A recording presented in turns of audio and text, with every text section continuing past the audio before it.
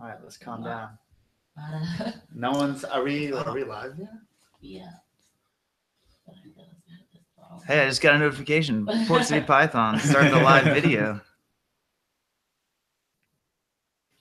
All right. Why are there 0 viewers? What's going on? I don't know. I'm trying to fix this. You got to. That's why I'm not concerned about. Wait, why can't I hear it? Was it on Mark's phone? Was it on mine? Yeah. No, it wasn't my What's phone. this? Whoa. Did Shrek get his donkey yet? Okay. Already No. going in on me, dude. Come on, No. man. All right. We're going to actually start. Or not. Well, start. I want to try to get both of you on Instagram. Don't worry. There's just people looking at us, fumbling around. I'm not going to start the actual recording, though. Yeah, there's no way to get both of you on my phone. I apologize. Oh, you're great. That's the best I can do. Okay. Perfect. Let's start. I'm not saying your name wrong, right? Heger? Yeah, great. Cool. Like the slacks. Like the what? Like the slacks. There's Didn't Heger know pants. that. Hager slacks. Did not know It's, that's yeah, a thing. it's spelled differently, but Really? So, from the ground up, 33, we are with the slacks man himself, Mark Heger from Texas Chondros. So, tell us a little bit about what you keep. yeah. Well, first, thank you guys for having me on the show. Absolutely. Long time subscriber. Always love what you guys are doing. Long time listener, first time caller. Yeah, exactly. No, as the name implies, man, all I keep is chondros. So I'm a green tree guy, and that's what I got. 6 right now in the collection, and hope to add some babies to the collection later this season. Are you a locality guy or a designer guy? I'm not, man. I'm a designer guy in my heart. I like the localities, and there's when you get just a pretty locality chondro, there's nothing better. But dude, my whole goal with chondros is to make them like as crazy colored as possible. Like I want to get as far away from nature as possible. So that's always my goal with the snakes I acquire and the breeding like projects that I want to get into is just the crazier the better. Okay, gotcha. So are you going more for maybe like blue line animals, or are you like blacks or whatever? Choose. Dude, any and all. The snakes in my collection are the design focus on are the calico line, and so way back long ago there was a dude named and Greg Maxwell and kind of some is in the chondro breeding. They speak chondro called chondro or chondro, and so calico blood like a descriptor. But yeah, the calico animals in that bloodline are just wild. And then even if you bloodline over and over again, any type of results that are still no, dude, that's like the greatest thing about it. I don't know. Pythons, that's why I want like X plus Y to equal something I have no idea. Like I feel like every day with chondros is Christmas because you don't know what they're going to change into or what you're going to produce or anything. So I like having the unknown out there, but that's just me. Sorry. Okay. Multiple people on YouTube are saying something's going on with the sound. Can you hear us, or is it just lagging or something? Is it the connection, or is it the actual sound? I turned the sound off on this. Well, we may be picking up sound from the computer instead of the actual mics. It's picking up from the actual mics. So if we go into the audio, I don't know. I'll mess around with this, but so how do you make an investment in a snake and not know you know, what you're going to get. And they're not cheap animals. So No. how do you go about doing that? No, and the real kicker is like you have a better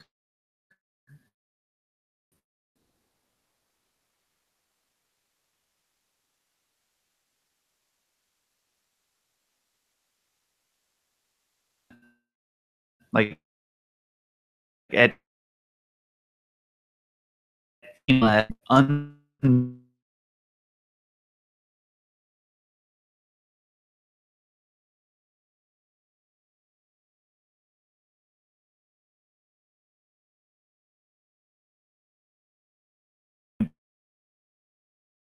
about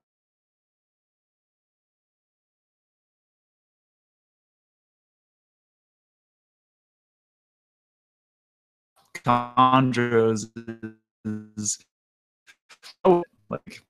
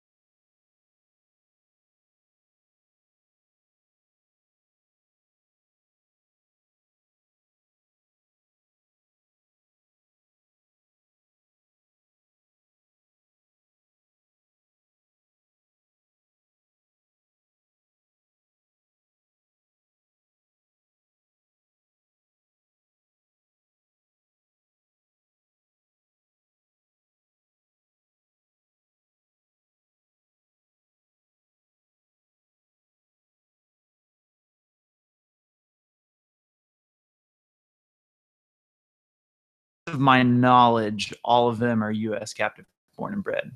There's 2 females that I have no like lineage information on, and they're just a crapshoot. Like I have no idea, but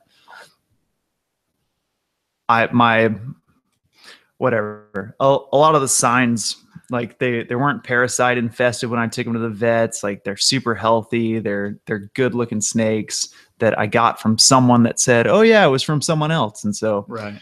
you assume it's captive bred, but in the chondro world, like it doesn't matter if you don't have pictures of the parents, if you don't have like the dam on It's such a eggs small and community that you should be like, oh, that's this person's animals. I mean, right, totally. And that's like, dude, when I'm looking online, or like if someone shows me, you know how like my wife was looking on her Instagram, like in her search function, and she was like, she is not into snakes, by the way, but she was like, why, like, do you see this? Like, I'm getting green tree pythons in my search function because of you. And she like showed me the picture, and I was like, oh, I know whose snake that is. It's this guy. Yeah. And like, and she's like, what are you talking about? And it's, dude, just from looking at a snake in, like, it's such a small community. It's so intimate. Like just from looking at a snake, looking at the way a guy takes a picture, it's like, oh yeah, I know whose that is. And that's cool. Like it's super cool. Like everyone in the chondro community is super supportive, like super friendly, just really about like their chondros. They're, like you said, we're crazy. And in some ways it's good, some ways it probably has bad implications, but. And I've heard, I mean, people always said U.S. captive born and bred are better off in your collection, but I also know people with a lot of farmed animals that are perfectly fine. Totally. Which do you believe like you shouldn't ever buy captive? Because that's what I used to think, but now I know so many people who keep captive bred animals, quotations, that are perfectly fine as well, and they say that they're very hardy. Yeah, so I don't have anything against the farmed animals if they're represented correctly. Like, I think the problem that people in the chondro community get into, but I'm sure it spans into other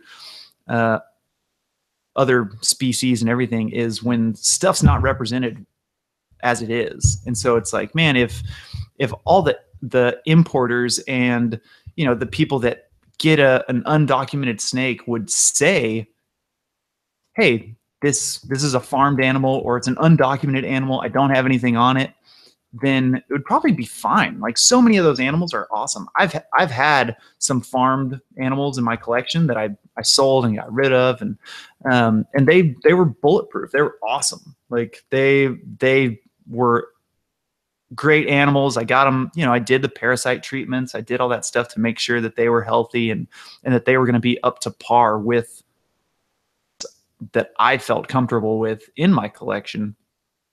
But yeah, stuff goes wrong when people start saying, oh yeah, like this is captive bred, or this is something that it's not. And, whether or not they're doing it just to earn more money, or, to deceive someone, or maybe they're just ignorant and they don't know, like, that's when stuff goes wrong. And that's the unfortunate part, is without the proper documentation, without the honesty of everyone selling, like, dude, you don't know. And so I think, at least how I feel, is that at the end of the day, it comes down to a guy's word. And it's like, it's this guy in Indonesia, maybe on a farm, who maybe he needs to make these sales to feed his family. He's got dire consequences, much more than we do. So sure, he collected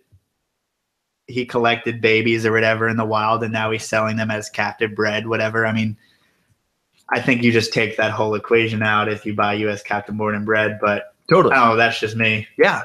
And, I absolutely believe in supporting the U.S. like population. Well, yeah, you're supporting guys like us. Yeah. And it's like, man, there's so many green tree pythons over here in the States. Like, we don't really need a ton of new blood coming over. We just need people to work more.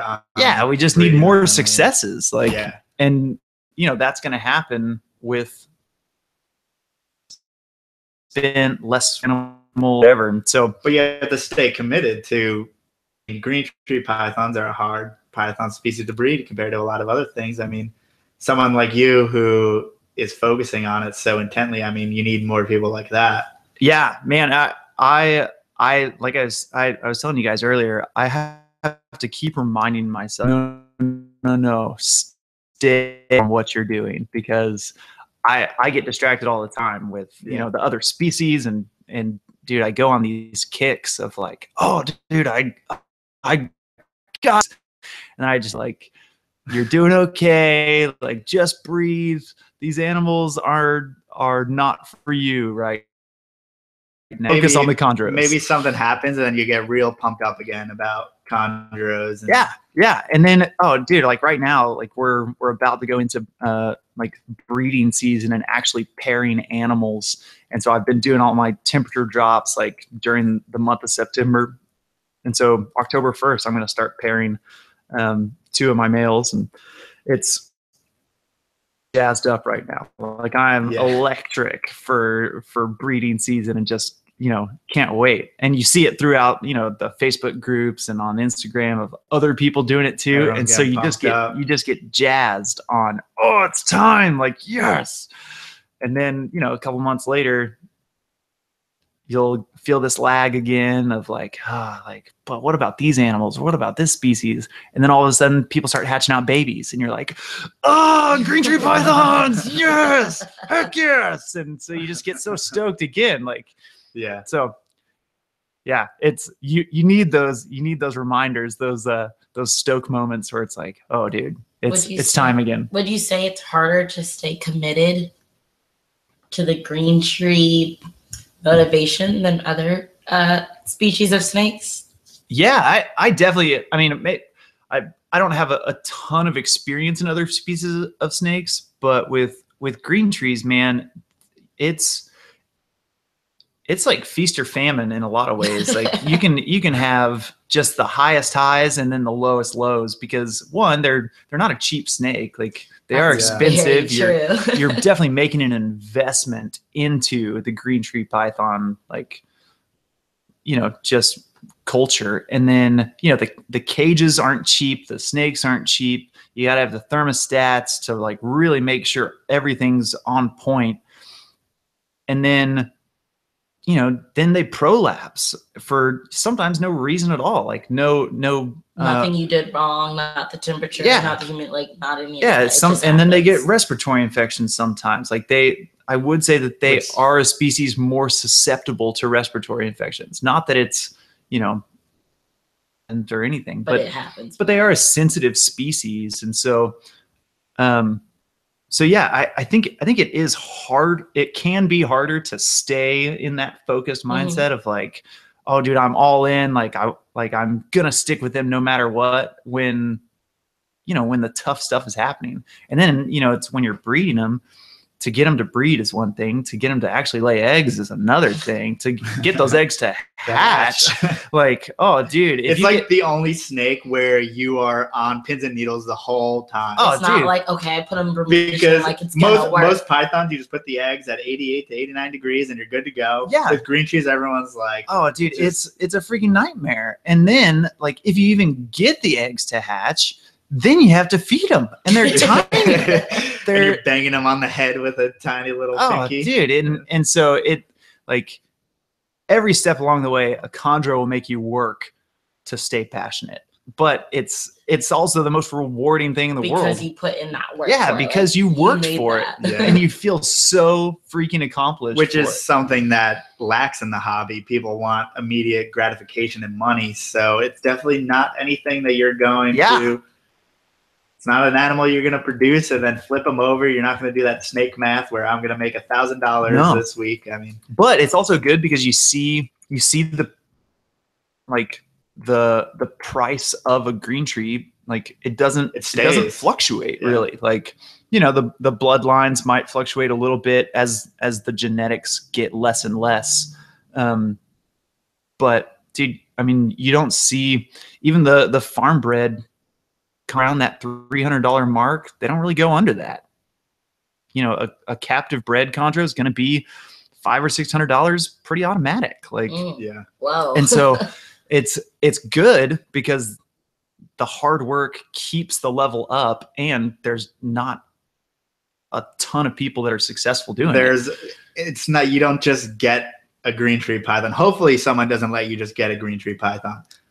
But it happens a lot. So yeah, I think the bad thing is that with those farm bred babies is often you get people who will sell to anyone at a show. And then, you know, someone who may not have that much experience with snakes comes home with a green tree python. Yeah. So, I mean, what would you think, you know, what would you tell someone who is its first green tree python, like how to set them up and make sure you don't get into the common pitfalls that you see? Yeah, totally. And, you know, just to be clear, I don't think a green tree python is a bad first snake.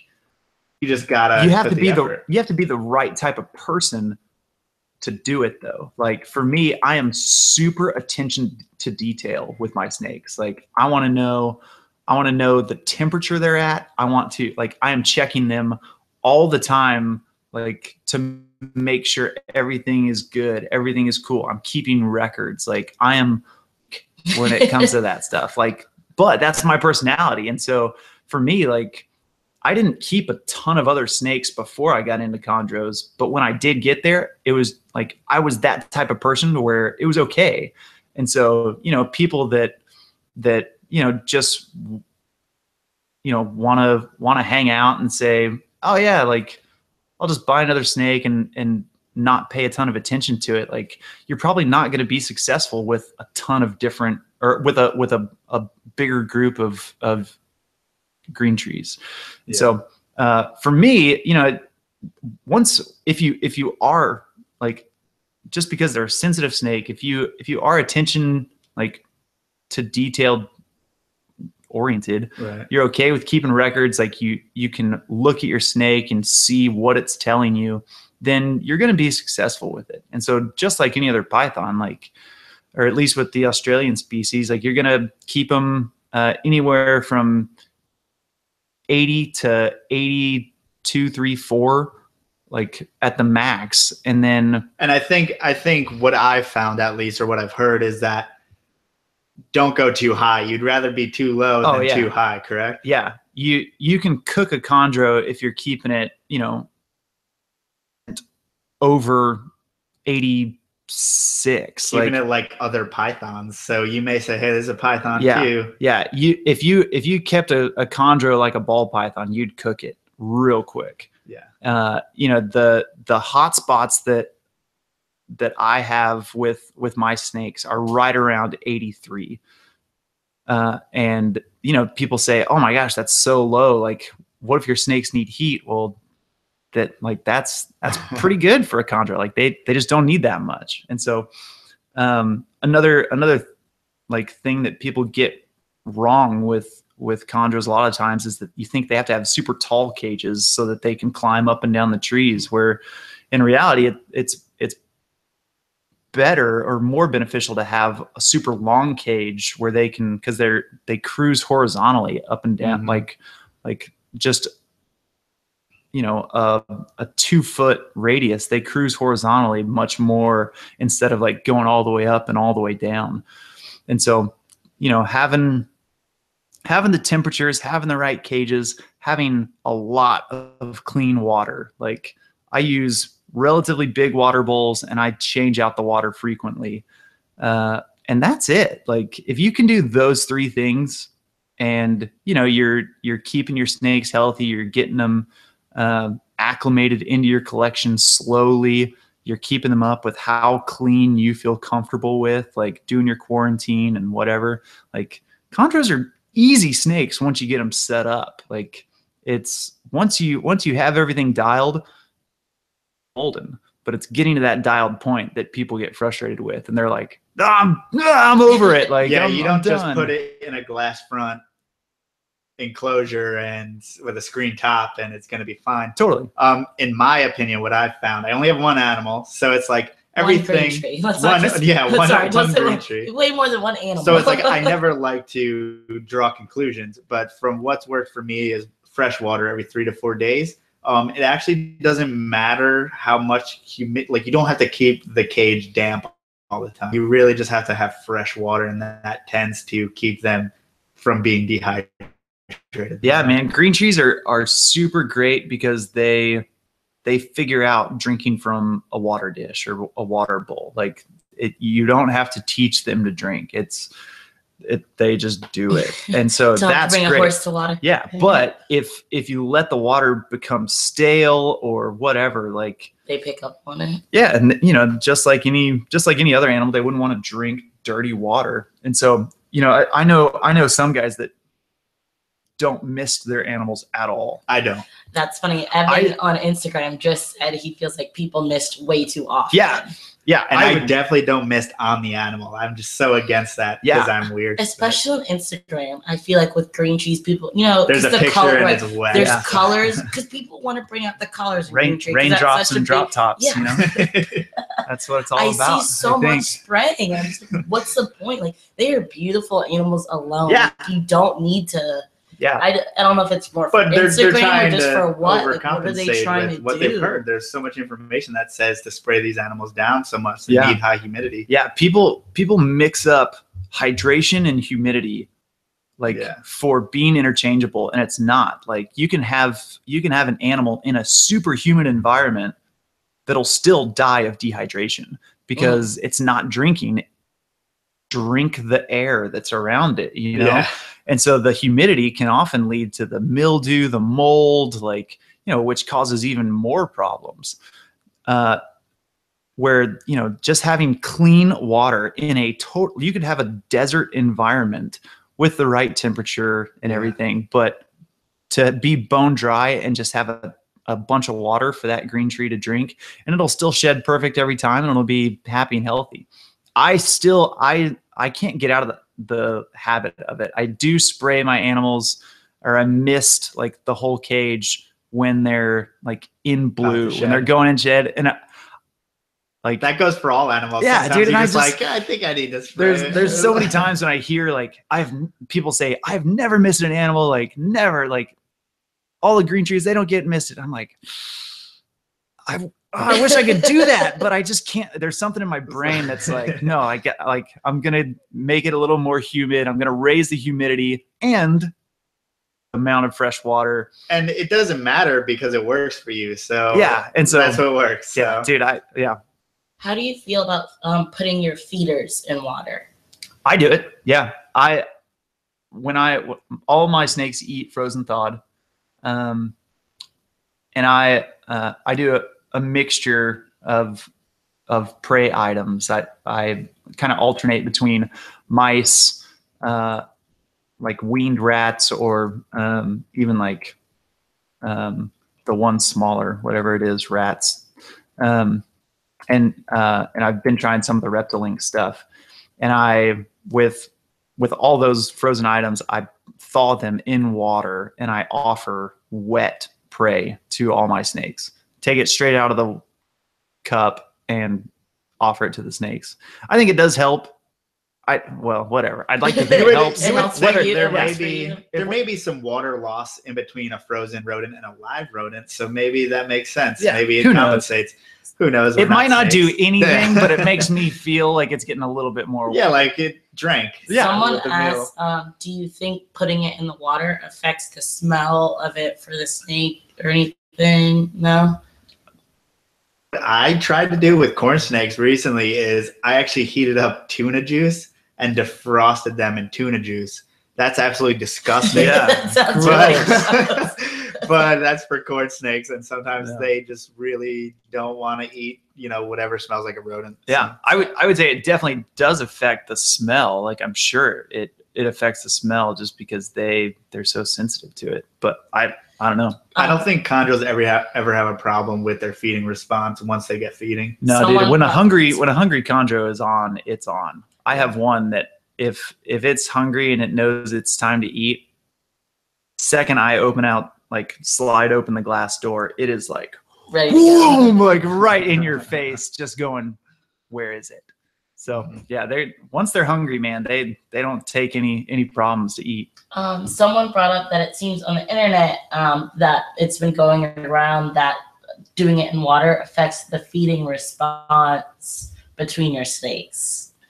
I think if you have a snake that feeds well, it feeds well. I mean, I always do it in water, so maybe if I didn't do it in water, I would see some type of difference. But yeah. I have not seen Percy online, nor have There's I always a controversy. Nor have I experienced any unfortunate feeding response from having it in water.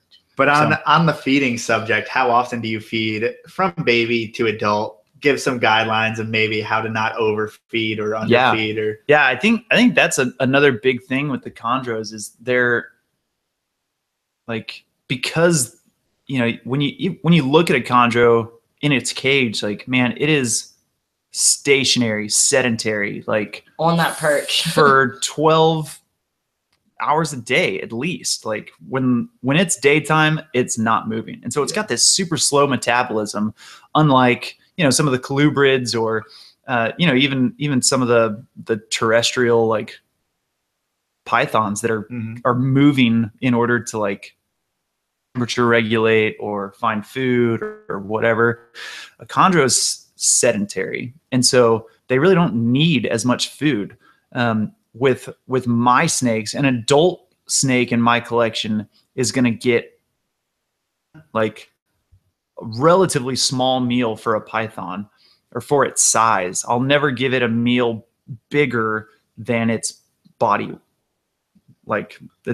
thickness. Yeah. And so, not like an olive python or a carpet python where you're like, dude, this thing will eat, a wallaby. Yeah, it'll eat a rabbit if I give it to it. No, they're taking small meals, and an adult in my collection is going to eat anywhere from like every 14 to 21 days, just depending on when it gets fed.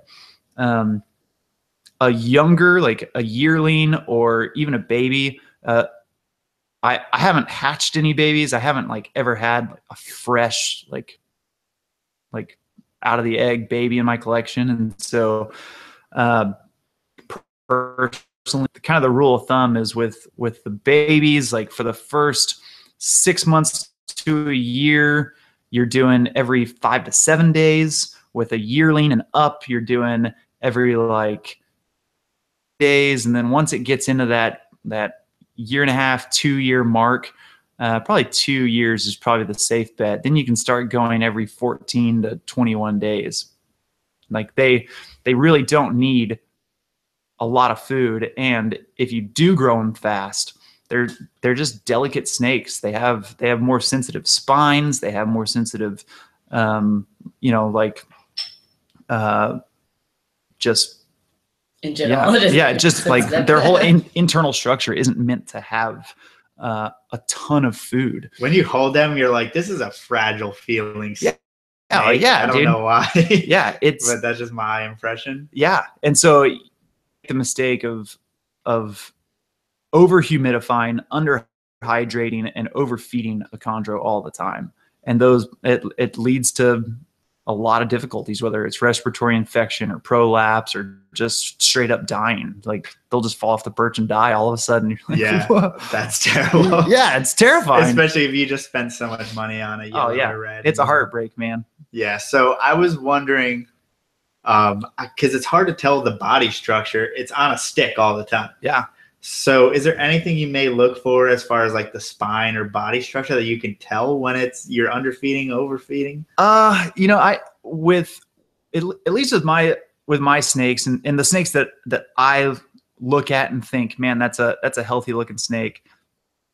You can't see its ribs like when it's perched, or really when you're holding it, like you can't see its ribs. It's got like a good muscle tone, but then when it's on the perch, it's not like blobbing off like into the coils. Like the coils are nice, tight, muscular.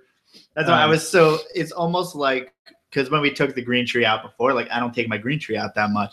So I was like, look at all the striations on the muscles. If this was a different snake, I would be like, is this too skinny? And then I'm like, I don't know about a green tree. Maybe it is too skinny. I don't know. I mean, dude, so, obviously a snake in a box is different than a snake in the wild. But you look at the snakes, the green trees in the wild, and the guys that have gone like into Australia and into Indo to study them, and they're super skinny, super small snakes. Like green tree pythons are like the second smallest python genus. Like they are not meant to be big pythons. They are supposed to be small. And so, to keep them smaller rather than bigger, in my opinion, is typically a good move. I feel that for every snake. I think people just like to overfeed everything. They like to keep everything once a week. Well, it's a production thing and it's a money thing. Like the quicker you can get a snake up to size and breed it, the better your, chance you are at recouping your money. And then you get in the habit of getting it up to size quick, and then you just keep it on that same feeding regimen. And all of a sudden you have a 10-foot long carpet python that, you never see a 10-foot carpet in the wild. No. But just like you're feeding these prey items that are so jacked up and so like good, healthy meals, and they're fat. But in the wild, you see these nasty little rats with ticks all over it, and the snake, everything, everything's so precise in captivity. But in the wild, it's like just survival. And these, like we had that picture at Carpet Fest that was up for auction. Yeah. And it's like this snake has like 100 ticks on it, like parasites everywhere. Yeah, it was the grossest pic. Like no one would ever want that picture, because it's just like near me. It's like having a picture of a homeless dude like in your living room. Like this is not a good display picture. But at the same time, it's like, no, that's accurate. Like this is what it looks like in the wild. And so, and you have so many animals coming in with parasites from overseas. It's like, Well, I think they just have a lot of parasites in general because they're staying stagnant, and maybe that leaves them up to. Yeah, dude, they're susceptible. Like when a snake is just standing still, it's sitting on a stick all day long. It's gonna have parasites. It's gonna have mites. It's gonna have all this stuff come up to it and just latch on because it's not moving. And so it sucks for the old wild green tree out there. It's not an easy life for any of those animals out there. They're in the hood. You know, they got all straight out of BIAC, dude. Man. Yeah, straight out of BIAC. They got all those gangsters coming up to them and leeching off. So, but that's why they're so cool, dude. So someone on YouTube asked us a while ago, Diego Garcia. I don't know if you're still watching, but he was asking, obviously chondros are your thing, but is there any sorry, I have no voice.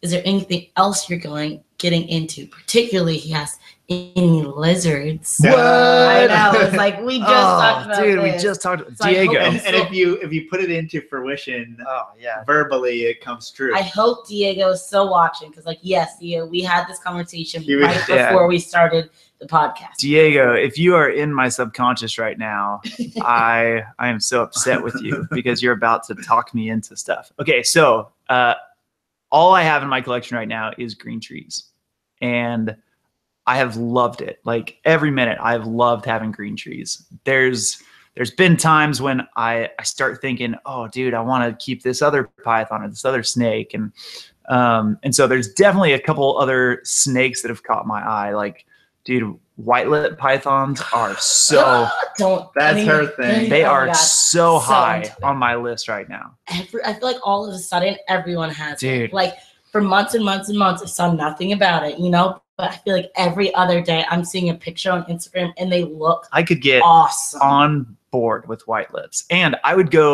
everyone's in like the black white lip phase. I like the golds. I would go gold. Dude, the golds are so sick. And so really love the golds. I've also thought about getting back into jungle carpets and doing like high black jungle carpets just because I think that they're so rad. But Diego, sorry, recently to get onto your question, I have been really seriously considering Texas alligator lizards. A lot of people are on like the Abronia side of things with alligator lizards, the Mexican stuff, the cloud forest stuff. But here in Texas, like, dude, we have this crazy, awesome species of lizard. It gets relatively big. It's semi-arboreal, like awesome. Like they look like dinosaurs, just like walking around, and the way they hunt. And my friend Matthew Morris, who's down in Austin, another big chondro keeper, he has some Texas alligator lizards. And so I can't keep my eyes off them right now. It's dangerously close. Well, like you were explaining, if you can set up some type of outside enclosure for them, do you know how you would go about that? Yeah. So it's already planned. Like, it's there. Yeah. Go. I'm like just a click away from some Texas alligator lizards. So what's their feeding or eating? Like, what do they eat? Yeah, dude, that's the problem is lizards all the time. Well, they're like a bunch of bugs, man. And so, you get spoiled when you only keep snakes that are eating frozen thawed rodents. Like they're so easy. Like I won't even take a snake that eats live. I'm like, get that out of my face. Yeah, dude, because I don't want rodents in my house, like smelling up the place. And dude, crickets smell.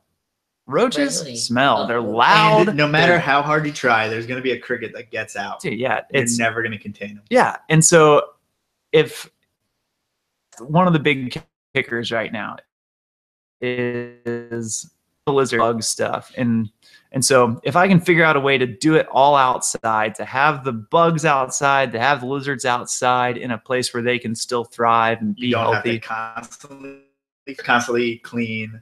Yeah, and then you don't have to worry about feeding the bugs and stuff. Exactly. So that's my goal right now, is to think through how do I do it. But dude, those alligator lizards, they are so sick. I'm on Are they all over Texas? Are they special to some parts of Texas? Yeah, they're more in like kind of like West Texas and Like West all the Central cool stuff? Texas. Yeah, Yeah. dude, all the cool stuff in Texas is Yeah, down there. fuck it. There's nothing. I mean, we talk about like green snakes and stuff. Really, really cool. And here we can get some emery rats, like I was talking about before. I found emery rats and Texas rat snakes. But really, if you want to get into the stuff that If you want to get into the cool Texas stuff, Baird's rat snakes, I really love. Yeah. Really, and Transpicos. Really Really love. Transpicos are sick. Yeah. It's just I gotta get some of that West Texas, some of those West Texas species. Yeah, dude, and the variable king snakes, like, oh, dude, Gray bands, gray bands are unbelievable. Yeah, yeah. So, yeah, I would do Texas alligator lizards right now in a heartbeat. I would also. Expensive? There's not a whole lot of people working with them. There's a handful, and they are expensive, which is another barrier into like. And so if I'm going to keep a new lizard that I haven't ever kept before, I'm going to pay, whatever, $150, $200 for it. And then I'm going to keep it outside. You're used to that. You're a chondro guy. You take chances. But you buy a red baby and hope it turns blue and then it turns green, man. But keeping hoping that the look is one thing, hoping that it survives a Dallas winter is another. So who knows? Yeah, if you're the first guy who's ever kept an alligator lizard outside in Dallas and just crossing your fingers, I could see. Yeah, but if they're Texas alligator snakes, lizards, don't they survive outside anyway? West Texas is much more of a desert climate. Yeah, okay, gotcha. So I don't think it snows very often. Maybe you need to provide some type of burrowing system where they're going to winter. I don't know how it works at all. I don't know anything. See, that's what I'm trying to figure out. So, where do the people who keep them live? They keep them inside? They all keep them inside. There's a dude named Casey Lasik who he keeps everything. Yeah. Everything that's cool. Anything that's cool, Casey has it. Fucking shingleback skinks. Dude, he's got it. He's got rough scales, he's got lizards, he's got everything. Yeah. And so he has some Texas alligator lizard babies for sale. I think he has the adults for sale too. And I'm like, oh you jerk. Like, get this stuff off the internet so I don't have to keep looking at it. You would think there would have to be a way. The climate's not too far off. It's not too far off. That's the thing is I know it's possible. So I don't know. We'll see. But you gotta be willing to take that chance to make that. Gotta take the chance. Yeah. The other thing that I would love to keep is like the Instagram that I upkeep is called Texas Chondros. But the original Texas chondro is the rough green snake. The original green tree snake in Texas is rough green snake. So is that how you got into it? You were just like, that's cool. Dude, it was my first snake that I actually kept. When I was a kid, I would go and catch garter snakes and water snakes and just catch them, look at them, and then release them. But the first snake that I actually had was a rough green snake. And so there's this nostalgic place in my heart where I'm like, oh, dude, I got to get back there, to my childhood.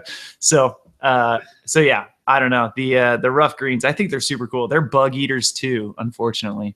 So, but I think there's something really cool about keeping snakes in general that are from your area and keeping them outside, in a big enclosure, to have a captive breeding program of something that's local is so cool to me. Even though no one appreciates it, because I think it takes so much effort. Yeah, well, and it's with rough green snakes, people use them as feeder snakes for stuff. You could buy one for $10 or $15 at a pet store. And I'm like, so I actually just brought that up on Instagram and wanted to know how you feel about feeding snakes. I do it because just with corn snake, there's so many babies that I don't do it for babies that don't eat unless it's really dire. I'll try to get a baby to eat all the way up until maybe 2 months. Then after that, maybe it's hopeless. If I force feed and then it's still not doing well, maybe. But for the most part, that's going to be a birth defect thing. It goes right to the kink snake. The kink snake doesn't have to eat a mouse. To me, a life is a life, whether it's a mouse, a snake, a horse, a chicken. Yeah. You eat shit, one animal died. Whether, no matter what kind of animal it is. So you can't rank snakes above mice. At the end of the day, in the wild, if you're in the wild, everything's food. Yeah, everything's fair game. Yeah, man. You know, I don't see a problem with it. You know, I think there's probably a good way to do it. Like, I don't, you know, I don't enjoy feeding anything. Watching things constrict. Yeah, I'm like, you know, I'm not. We're not enjoying. Yeah, we're not fucking sociopaths. Yeah, I'm not into like death and murder and whatever. But it's like, you know, there are those people though. Oh, dude, there are for sure. They're like, you know, that's where you get that puppy video to the Burmese python. You ever see that one? Dude, you're like, you're a psycho. Yeah, like this is beyond feeding. I know, but then again, like my weird objective mind, you know, goats and goats.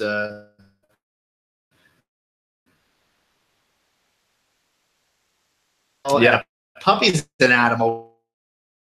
We just love puppies. Yeah, we're just. But was there something? It's just like on one of the. There was like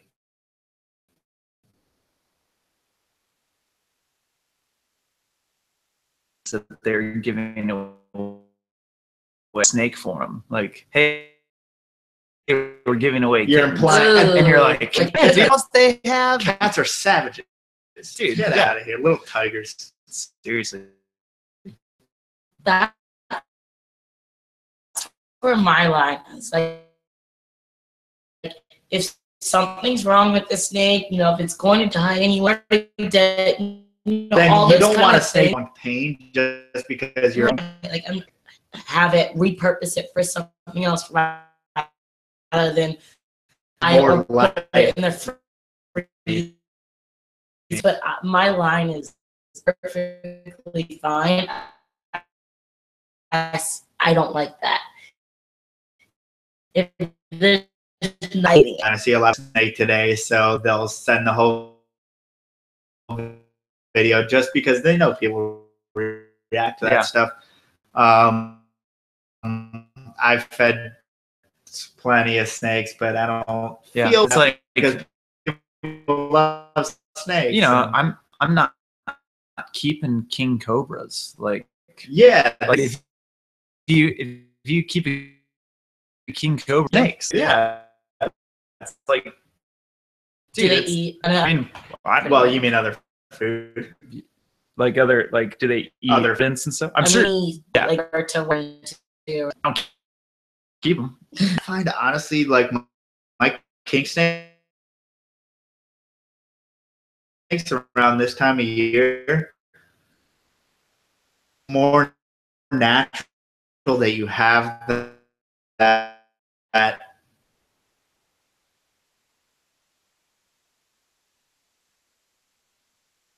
then they're eating a snake, eating a for them because they're eating cows. Are you raiding rat nests? No, that rat's gonna eat me and Ian Bassell from S&J Reptiles. He's a big chondro breeder out in Florida. We've been having a conversation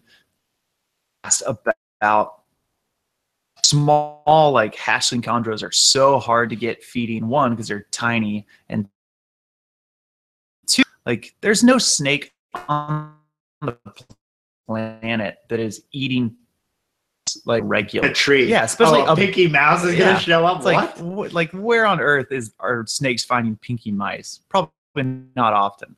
Yeah. But you know, wild scenario, green trees are like when they're hatchlings, they're typically eating geckos. They're even eating some insects. Yeah, some insects, some caterpillars, stuff like that. And the things that I've thought about doing just as like a prolonged experiment would be, so there's a type of gecko called a mourning gecko, and it is parthenogenic. So you mourn its death after you feed it. Yeah, exactly. No, I wouldn't mourn its death at all. But they're parthenogenic, so they don't have to breed. Like, that's wild. They just lay. I didn't even know that. Yeah, they just lay eggs, and so when they get to age, they self-impregnate, Who self-inseminate. rules the world? Girls. Girls. Of morning geckos. Yeah. They all rule the world. That's so awesome. you could keep a colony of them.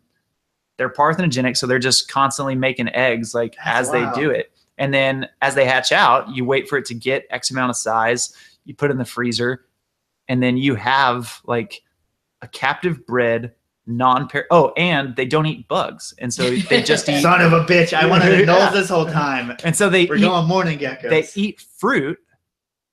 They're parthenogenic to the point where they don't have any parasites, and you can feed them to your snakes. Oh yes, but we've opened a whole new Don't let them know. The other thing is there's a gecko called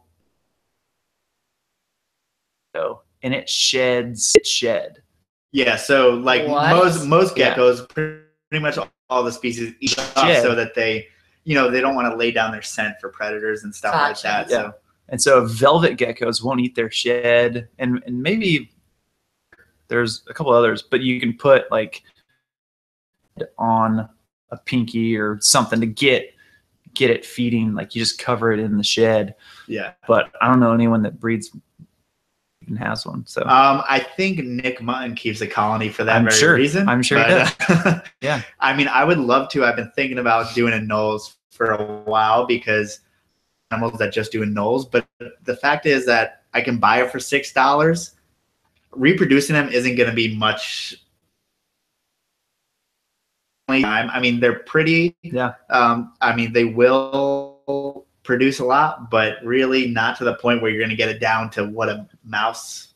Totally. I mean, I would love to have some of these guys on a nulls just supplement it. Yeah. But then they're like, I love that a null so much, they're not going to eat a mouse ever again. But I think that's what we lack in captivity is that we always try to make them eat mice and rats. Right. Other than saying, what does this eat in the wild? Yeah. And instead of trying to recreate and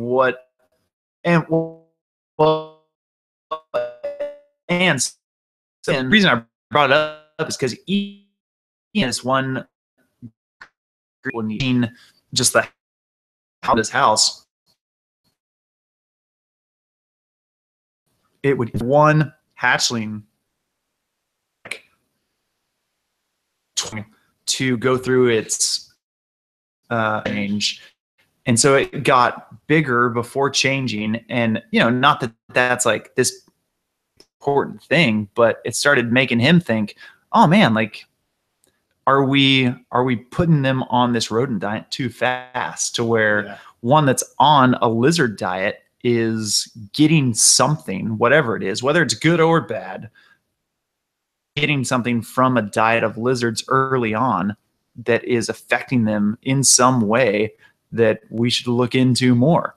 And so it doesn't leave us with any answers. It just, more questions. Yeah, more questions of like, oh, dude, what would happen? And I think the cool thing is always questioning how you're keeping. If someone was just like, oh, this works and keep on going, that's one thing. But you always kind of want to push the boundaries and experiment. At least I like to. But like I was telling you, when I feed my snake, the one core snake that only eats anoles, it doesn't want to eat for long. Like it metabolizes it, and I feel like it absorbs more energy from an anole than it doesn't make any sense. Well, I mean, dude, you look at a pinky, and it's just a bag. It is like a bag of, if it has milk in its stomach, it's just calcium. Dude, it's just a bag of milk. What? Like, there's no bones. Like, there's no anything. It's just a goop bag. You learn that when you start force feeding pinkies to little corn snakes, and then they explode in your hand. Oh, yeah, dude. And all so left is a little skin flap. So for me, it makes perfect sense that an anole would be more nutritious because it's got better bone structure.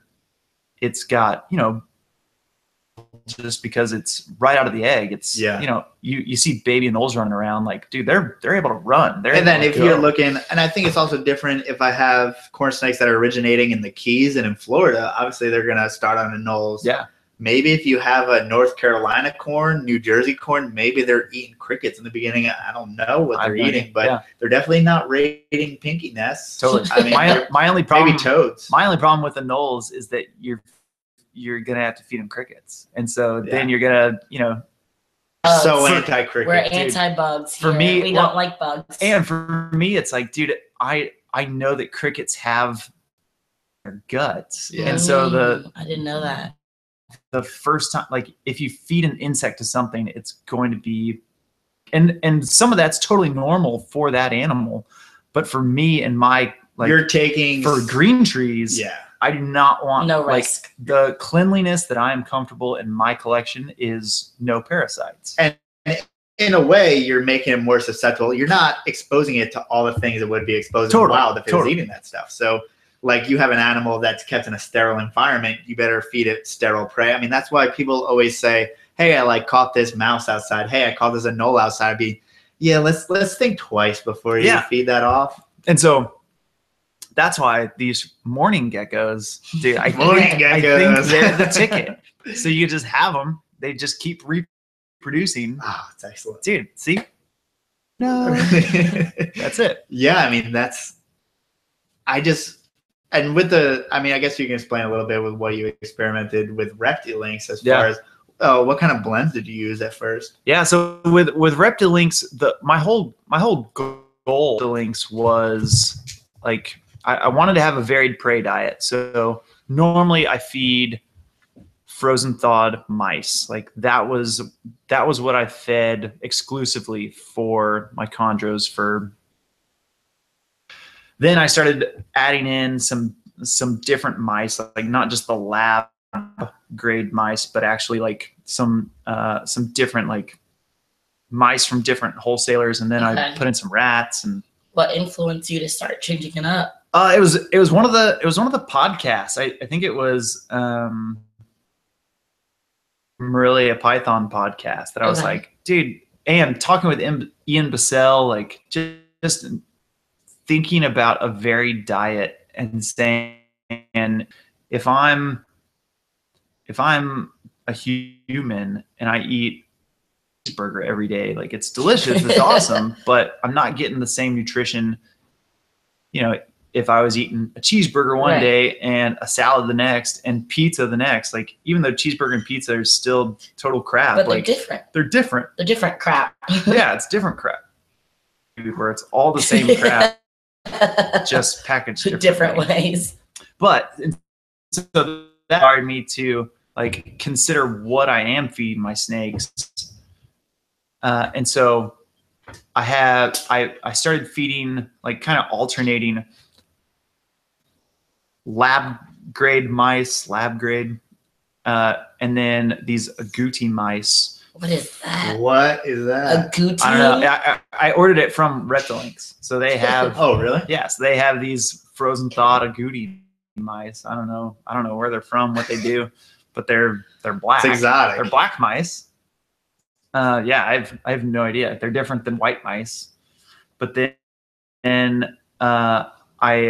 because I was feeding I had the two different mice, and then I have some weaned rats and some rat pups.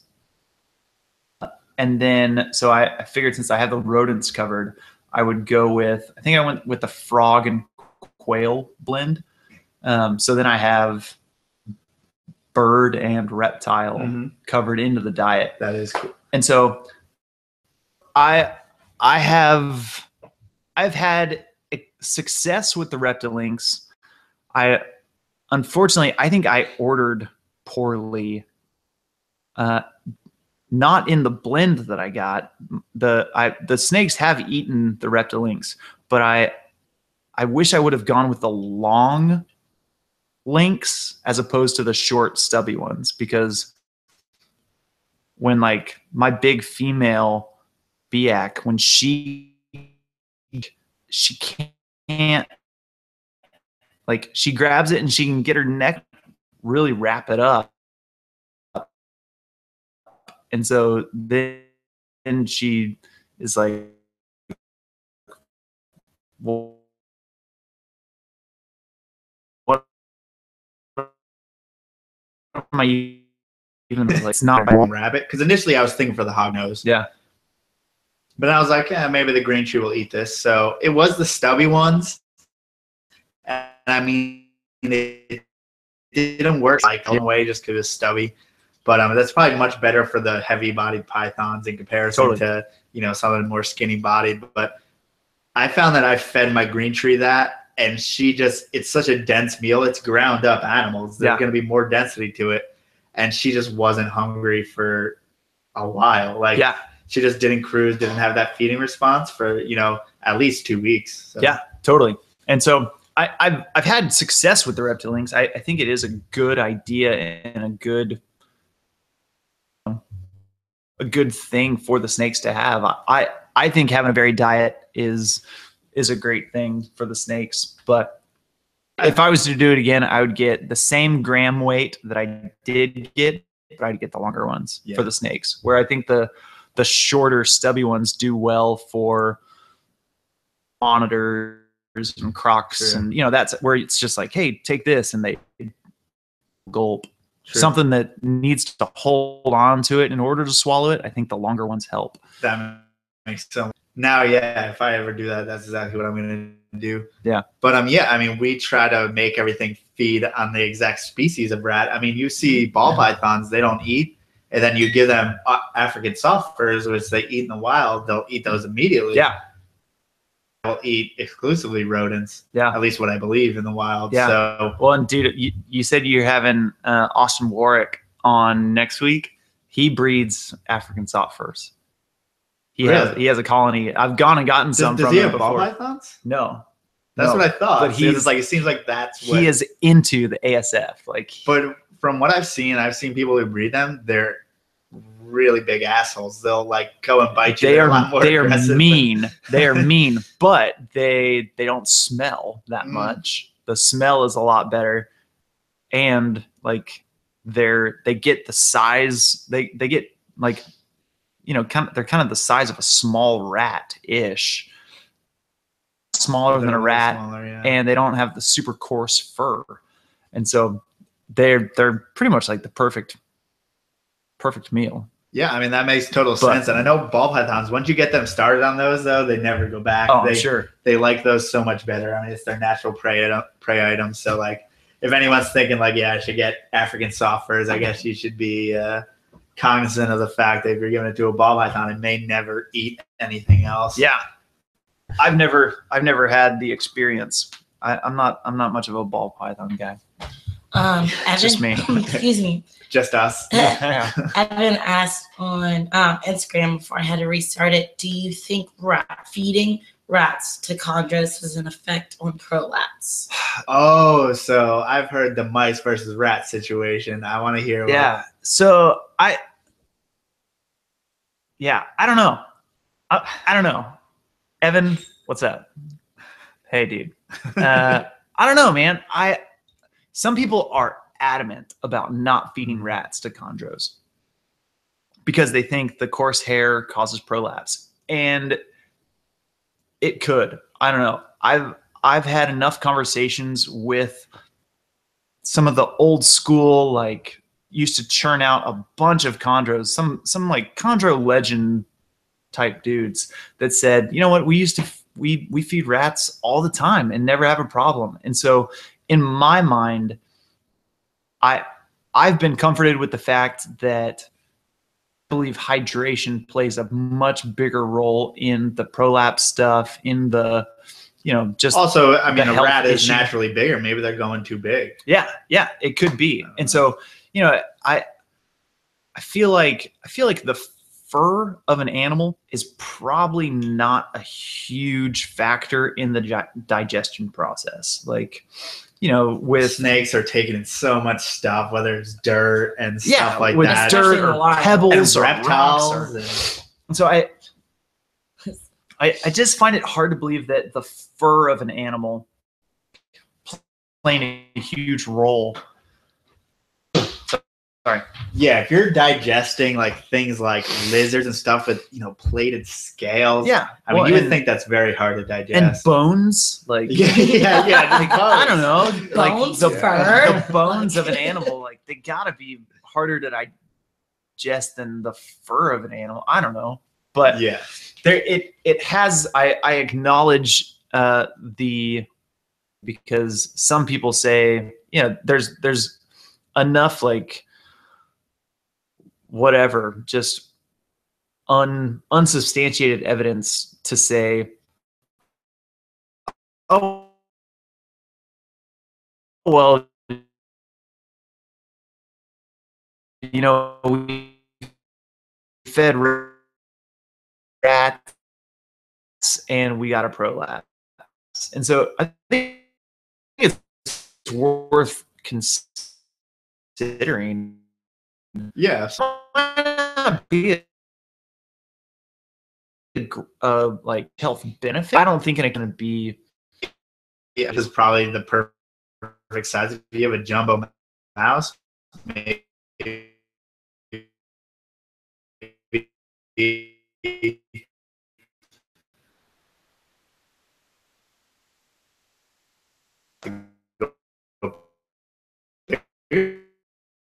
than that, dude. No, I with so I have one big like just a small, like the ideal like size for her. Yeah, but with like we were talking, chondros they're meant to be a small snake, and so it's not necessary. Some of them are going to get bigger than others, and it's great. But dude, there's dudes that they breed their females, like guys that have churned out a ton of baby chondros over the years. They breed their females, and they only feed their females rats, and they get 20 clutches of it, or like 20 eggs per clutch. And it's like, yeah, I don't know if they're doing it and they feel good about it. They don't have the health issues. Like, man, an occasional rat in my collection doesn't make me worry at all. That's the thing. If you can't ignore the people who have been successful, just like, and then go from there. But the fact is, I mean, clearly that's not a determining factor of your success. Yeah, it doesn't seem like it's me. It's not enough to raise a red flag. Yeah. If I was to go like strictly rats, maybe. But when I'm just trying to vary the diet with some mice, a rat, and a reptile, like, I don't know. It doesn't concern me a whole lot. Question. Do shaved rats as feeders? Okay. It's like because we're talking about fur. Well, so they have shaving they have hairless rats. Like, okay. Just like they breed hairless rats. I've thought about it. Of like, what would it be? That would take the whole situation out. Yeah. All right. There's no fur to, you know what I mean? Yeah. So. They look like little. And then if it prolapses without the fur, then you're like, what was Dr. Biggle or Dr. Bigglesworth? Mr. Bigglesworth. It was Dr. Evil's cat. Like, yes. And then you remember Kim Possible? There was a hairless rat. Yes. Yes. That wait. It was that cartoon. It was more than a hairless rat. It was a hairless mole rat. Hairless mole rat. Yeah. Kim Possible. See, clearly 90s kids. There's a market there. Someone needs to breed mole rats. That will not be us. You hear that, people? Yeah. Some do the mole rats. Breed hairless rats. And I mean, that would be so cool if it was commercially viable. Probably isn't. If you were feeding all types of different species of all rats, rodents, reptiles, if you could, just have a place where it'd be an emporium of weird, like a reptile. Yeah, it's like a supermarket. Yeah, it's a supermarket. I mean, Reptilinks is kind of trying to go that way, but full prey, you can get. I'm a fan. I'm a fan of Reptilinks. Just even the idea of it. Yeah. I'm a fan of a varied diet with, all the nutritional value put into a small. I think it's great. And I think it helps. We actually had a YouTube person comment earlier this week saying, like, I want to get a snake, but my parents they just don't feel comfortable feeding that to a snake. And I was like, well, what about Reptilinks? Like, it kind of gives an alternative for people who are kind of weird about it. Who like are not ready to handle mice or don't feel comfortable feeding mice. It's like Reptilinks. To me, it's like dog food, kind of, It's just ground up fucking and so I think it opens up a new market for people who are like, I like snakes, but I'm not cool with mice. Yeah, totally. And so there's no one who'd be scared of a reptile. Yeah, well, literally, I was gonna say it dehumanizes the prey, but it's kind of like if you pick stuff up at de-rodentizes the prey, where it's like, oh, like this isn't an animal, it's It's sausage. Like which eggs. is preventing They're us not from chicken. guilt Yeah. all the time at the supermarket. You're like, oh, this is ground beef. Yeah. This is ground Like beef. it's not an Yeah. animal, right? That's So not a This isn't a mooing cow. Yeah, Yeah. That's not those animals that I like Yeah. to. This pet isn't on a the side of the pig. road. It's bacon. right, you it's know, there's delicious. a difference. Yeah. I love bacon, It just appears. but you I know? would never eat a pig. Yeah. You know? And like dog That's- food, we were even talking like you don't think as dog food is like Well, Yeah. like it's just petrified. dog food, like it's little Yeah. little kibbles and bits. Yeah, like it's just dog you don't think of that. That's a weird human psyche that you probably like more connected with us killing other animals, so we wouldn't do it as often Yeah. as we do. Yeah. But 'cause- we have It to. might change your diet. We have exactly. to separate. That's how we live with ourselves. Yeah. It's to We separate. justify everything. We with separate this, ourselves from it, make it Yeah. feel less. and then we see the real. farms and them being, taken out, and then people go crazy like this is cruel, this is whatever. Well, man, like the world's got to eat, and Yeah. farm, you're probably pretty comfortable with that pig being slaughtered. Yeah. But I mean, some people are so far removed with the fact that we have to eat animals to live that I don't know, it gets a weird middle ground. I think you should always be connected with nature and know, what is what. But And- how can you say we have to eat animals to live when they're vegetarians? right, but they're really pale. Yeah. Excuse me. And they don't have enough Look at nutrients. who's talking. And Look at who's yeah. talking. The two palest yeah, people. and who really wants to talk about vegetarian? Well, I think if you do vegetarianism correctly and you really went deep into it, you can do it correctly. But I mean, I think in general, if you were out, I just like to think of myself as a nice young caveman boy. I would probably take down a deer, eat it every once in a while. I mean, it's not probably for every America. Maybe it's, once every while you go crazy and eat a bunch of meat, Yeah. and then you start foresting, or what do you call it? Fucking word is Yeah. for berries and fucking vegetables. So Sure. And as you mentioned, it's National Cheeseburger Day. Yes. So everyone go So, eat some meat. Make sure you're eating sounds your terrible. cheeseburger. This has been brought to you by the National Association beef. of Beef. Someone asked on YouTube, is it possible to make a ball python green tree? Probably like, Oh no! yeah. Oh, I hope not. So Or else- if it's possible, someone's gonna do it. I no idea if it's possible. Green tree male, ball python female. I'm sure possible because there's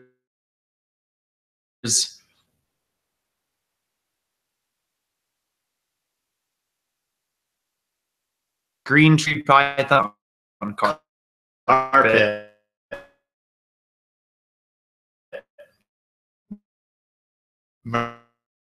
Moralia. for that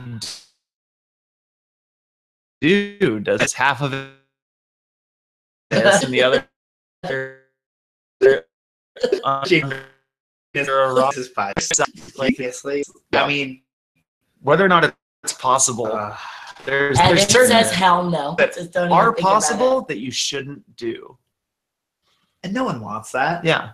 You're Dr. It's so Frankenstein. we've talked But about you this a know lot of it'd be a times. sick animal. Curiosity Yeah, like- kills the cat. Like in the snake world, there's just so much But all curiosity. hybrids are so good looking. That's why it's fucked up. I'm not against I'm like- 100% against it. like all hybrids. I think if that's what you're into, then great. Like, man, there are some killer looking carpondros, jagpondros, like even the bat eaters, the Burmese retics. Mhm. Dude, those are sick. There's some killer hybrids. It's not my thing. So So I Someone just said- stopped the line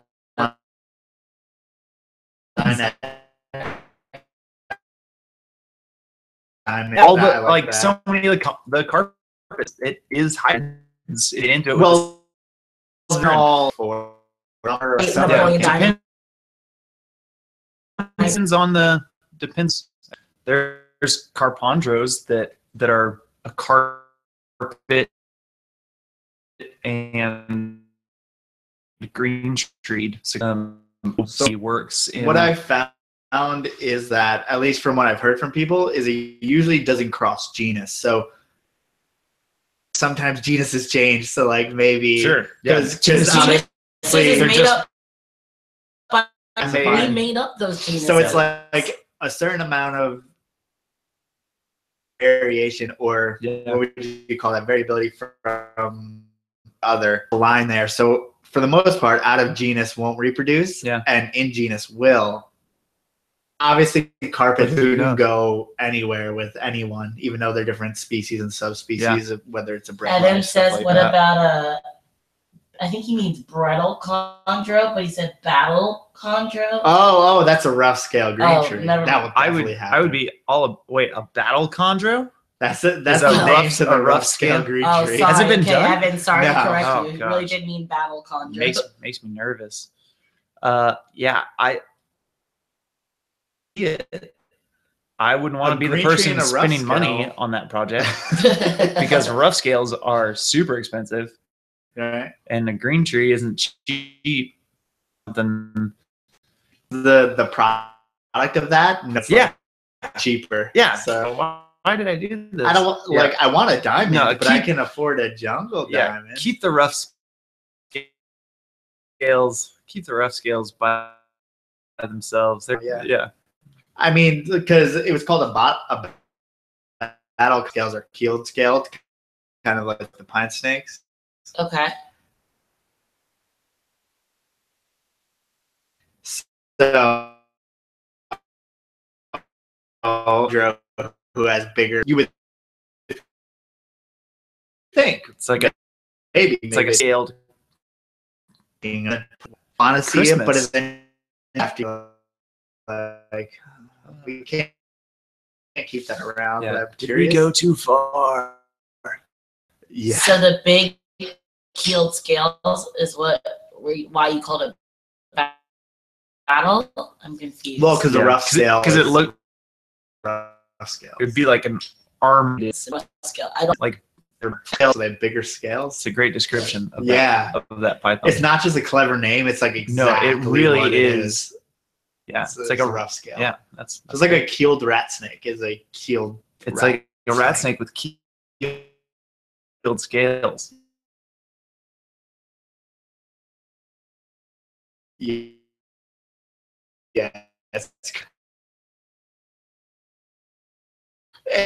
Some people try to green snake with name them after themselves, but I just like to say what it is. One who's like new to all this, he throws out all these names. I'm like, that it doesn't need anything to do. Does that? I know. People use that. Cool. You need anything and pray. Yeah. And so it's just there's no morphs, no straight up. You have no idea. Crazy. Just, I mean, obviously you said you didn't hurt you, like, well, yeah, but with. I know where you're going. So, how do you decide on your hold back? You know what I mean? Like, how do you make literally no idea what it could be? That's a great point because it's true. You don't know, and so there's plenty of chondro keepers that will hold all their babies back until they start changing, and so then they're kind of getting a taste of it, and then they see, oh, okay, this one's going to be special. This one's not as much as I thought. And so you don't want to sell the sickness as a baby. Right. Then, dude, can you imagine the heartbreak? Yeah. But then what they're going to do, like, you're going to hold on and you're going to sell the uglier ones for less. So it's less, which, if that's what you're driving for is like, to earn money in your snake hobby. I don't think the chondros are for you in a way if you're looking for that quick. But then the other, there's certain things that you can look for, or maybe some things that might show up in a baby that you could say, well, hold on to these and then I'll sell these and just see what happens. So so it's a crapshoot. So the determinator I used when I picked out my chondro was, okay, this as a neo has this black and white stripe down the back, and then you're like, okay, so that part is technically supposed to turn blue. Sure. Did not happen. So, but I digress, because I look at some of like Marshall Mendes's babies, and these are such dark red, and people believe red babies are going to be better than yellow babies. Yeah. I like red I don't know babies. if there's any truth to that, but they think that when they turn color, they're more attractive in general than yellow babies. Dark red ones, some light red ones. Yeah. Do you have any preference? So within the designer morphs, not really morphs, within the designer lines of chondros. Yeah, like one, like what word do you use? Typically, a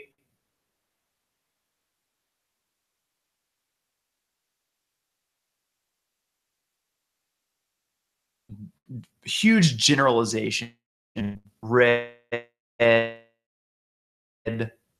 like of a snake when it changes. So the darker it is, the crazier it will be. Like, so when someone hatches out all red clutch of babies, but there's like cherry red, and then there's like, they're gonna hold on to red. They're gonna hold on to the black ones, the like purple, dark maroon red ones will be their holdbacks for sure. If if they don't hold back all of them, and then the lighter red ones, the ones that might be less patterned or heavier patterned. Like, one of the other things with baby green trees is when you look at a clutch and you see a bunch of them that are kind of similar, but then there's one different, whether it's more patterned or less patterned, guys will typically hold on to that and say, this one is special. Different. Mm-hmm. And so it's a total crapshoot. Like, keeping chondros is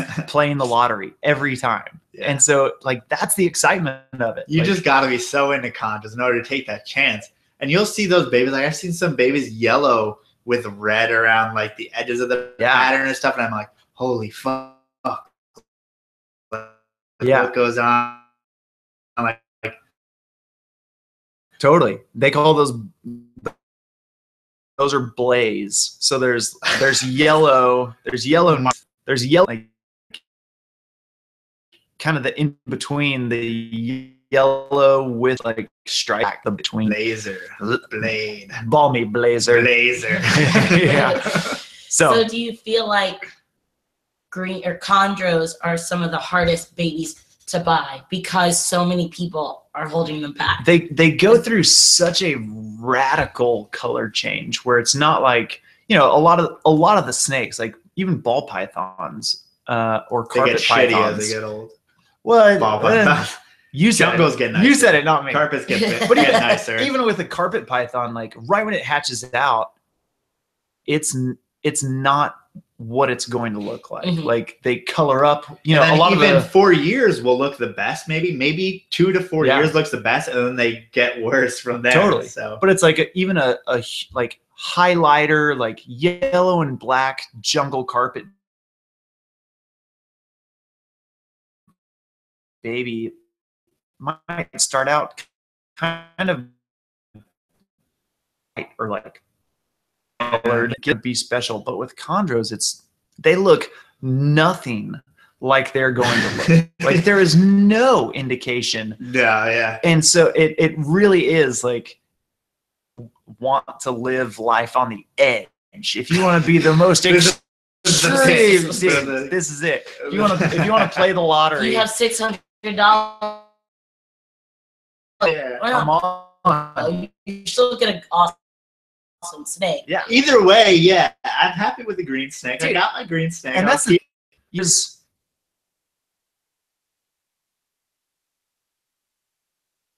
there are some carpet pythons. Like, there's some ugly, You can tell immediately a dog shit jungle and a good. In my nice opinion, To me, they're all nice. I there's love not them all. a bad one. I like love them all. even a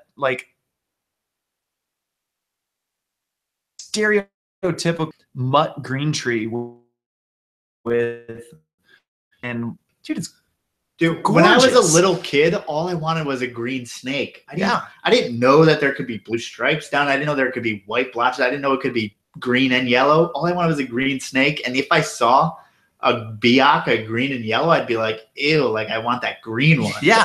It's like something I always wanted, just a green snake. Totally. Well, how many But of us now like grew up reading nature books and we saw like the emerald tree boa or the green tree love 'em. python sitting on a stick, and you're like, dude, that's it. Like, man, that is the most, even like the Adam and Eve serpent, like that is the stereotypical snake. Is like just you always a think of a green snake as green, and then when you get into snakes, you realize how rare it is for a snake to be green. Totally. Right? Like Google any cartoon drawing of a snake, it's green. Yeah. Like, And that's so, just- dude, the chondros, like they embody the like stereotype snake. And so there is no such thing as an ugly green tree, in my opinion. I'm sure agree. there's Evan there's also others that brought do. up that like when you're buying them, you're looking for color, but also genetics. Like Totally. that's a big thing in chondros. Like who's it coming from? Yeah, it's huge. Like we already touched on it a little bit, but it's like, man, if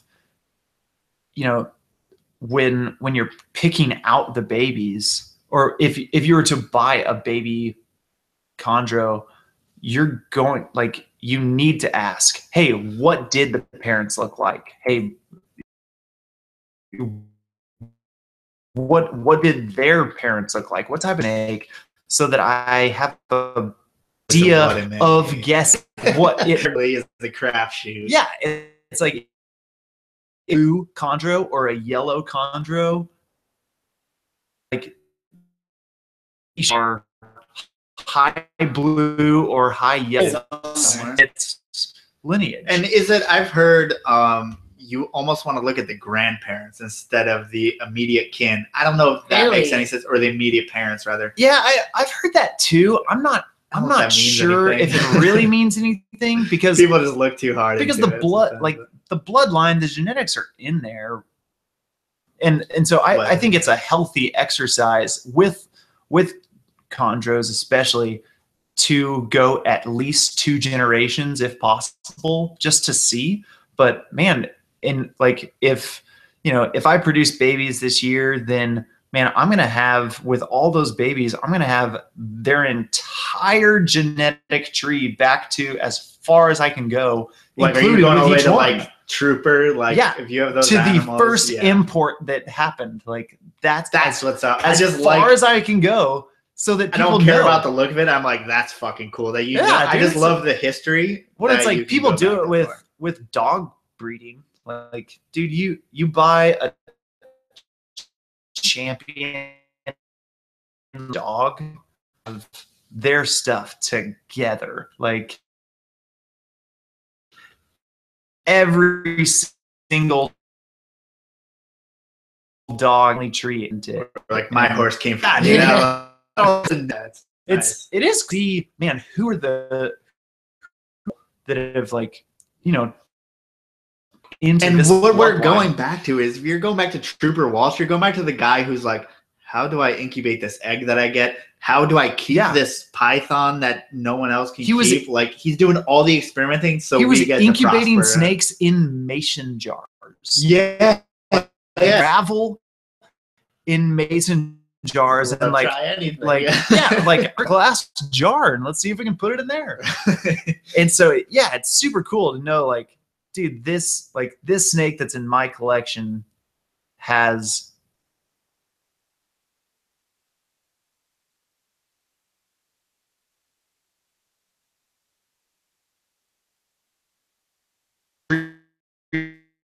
back, and I can see how many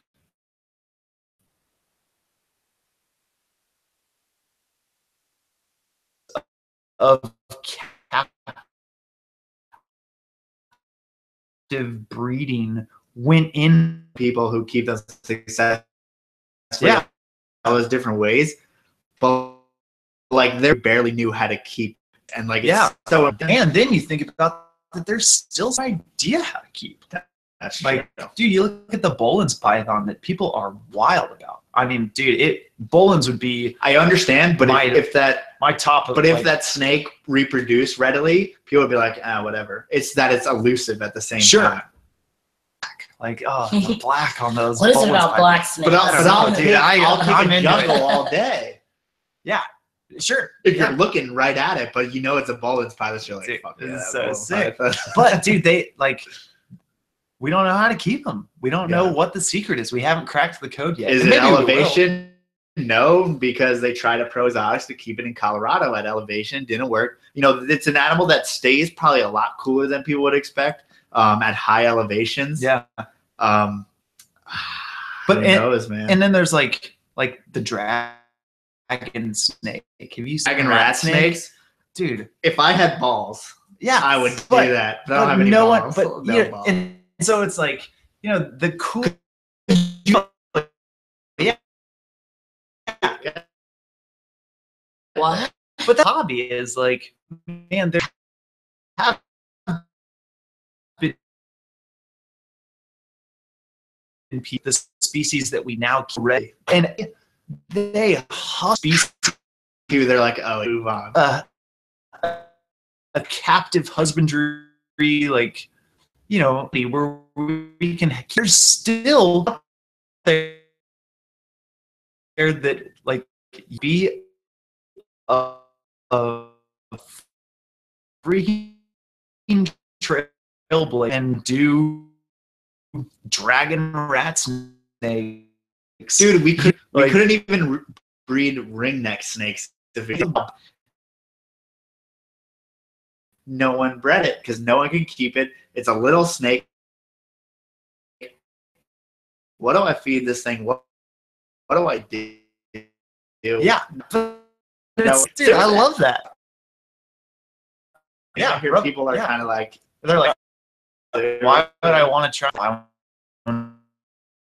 wild. I'm like, because you know, like let's do it. There needs to be, unfortunately, some economics. Yeah, I'm just gonna have a bunch of. Dude, get those blue ones, man. Who doesn't? That's the most beautiful snake I've ever seen. And it's just, blue, dude. and I just found the one. Blue and People, it's let's pretty start awesome. keeping rough green steaks. Dude, I'm in. Let's go. I'm not sure what this one says. Blue, grasshopper, Mr. Blue. Yeah, Are so those lineages? yeah, so those are big, huge, like awesome. Like the cool thing in green trees is like people name their snakes, and those names mean something. So like Evan is super into blue line Yeah. chondros. Like his dream is to like have these blue line animals that have lineage that dates back to Grasshopper, who was this crazy blue animal, or Godiva, who was this crazy blue line animal, or Mr. Blue, who was just the most epic blue snake of all time. Mr. Blue. Yeah, apparently. he was Mr. Blue. And so That's a trooper wall snake, correct? Mr. Blue, or yeah, maybe. I think Mr. Blue Miras, but don't quote me on it because I don't know. That it's super cool, and so it's like I don't know. There's something in like, that wants it enters into. dude, if I had a cover, that's like was on the cover of Reptiles magazine. Fuck yeah, I'll have a fucking cover girl jungle. Totally. Bitch. Get it? Or- I don't care what it looks like. That's a cover girl jungle. Dude, or like thinking line, like what if I had a snake that I named that now people are saying, oh, That's cool. this from a line that Mark Hager had. Like, dude, that was sick. And so, you know, there's the side of you of like, I want of that, but I also want Because to I be love in, herpetoculture history. Like, oh yeah. you know, but like in 20 years when my male is going to be named Moose Jaw now, and people are going to have the Moose Jaw animal. Right. Like, So- like what's the lineage of this animal? Oh, it includes Moose Jaw. Holy shit. Sick. Fucking the Moose Jaw, Dude, do you know the history of that animal? It started in an apartment Yeah. in Dallas, Texas. They were keeping them in tubs, dude. What? Now we're keeping them in, floating, like, who knows what. Floating bubbles. Like, think about how hard those keepers had it when they were keeping their snakes Yeah, in man, they had tubs. heat tape, bro. Yeah. What is Remember that? Fires, man. Yeah. Get out of here. We keep our snakes with plasma now. But That's it's cool to have like the history of it and to think even further into the future of like, dude, my snake could be, and the effort I put in could be a part of the history. Like that's True. You try to breed your animals and mark on generations and generations. totally. So, like John, but I love John. John Battaglia, right? Too many. I'll take it. Yes. So like he has the gamma. Any animals that look better? I'm sure someone will figure it out, but that look better than gamma jags and stuff like that. Yeah. Like he has made something because he's so selective, because he only keeps so few animals, which is something that you do also, which I think is interesting. He keeps so few animals that he has such a corner in the market, and like his animals are so good that he's gonna last. That line is gonna last. Yeah. Forever. I think